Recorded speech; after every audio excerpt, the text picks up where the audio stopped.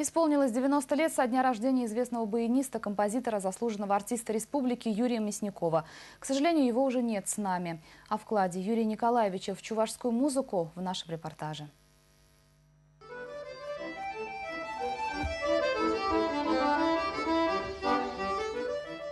Среди музыкантов Юрий Мясников известен прежде всего как баянист-виртуоз, автор первых чувашских пьес для баяна. Жизнерадостные танцевальные наигрыши часто звучат по радио и в телевизионных передачах о Чувашии.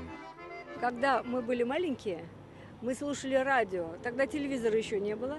Мы слушали радио. Утром с утра включаешь, и все. И мы слышим: о, это папин баян, а вот это играет Петя Гришин, а это играет Корнишин Лев Николаевич. И мы узнавали баяны.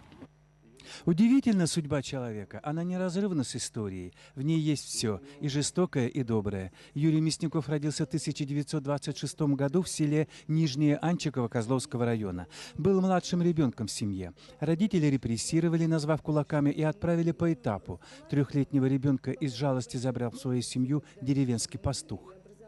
Я с 5 лет начал играть на гармошке. Там в школе у себя оформлял всякие пьесы там под музыку, как умел. Начал я музыке учиться до войны еще.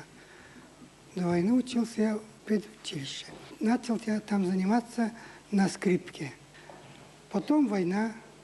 После войны, конечно, я самолеты выпускал во время войны.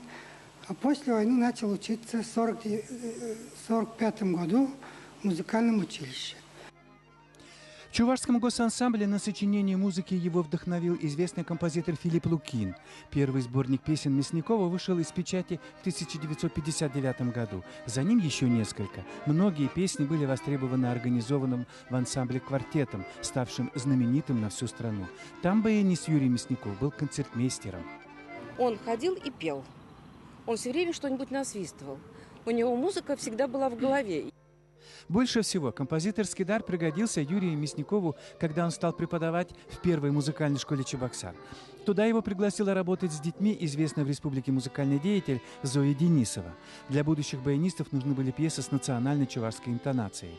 Юрий Мясников сочинял для своих учеников, для уроков, составлял и публиковал хрестоматии и сборники пьес. Сегодня это востребованный материал для подготовки будущих музыкантов. Александр Осипов, Константин Козлов, Вести Чувашия.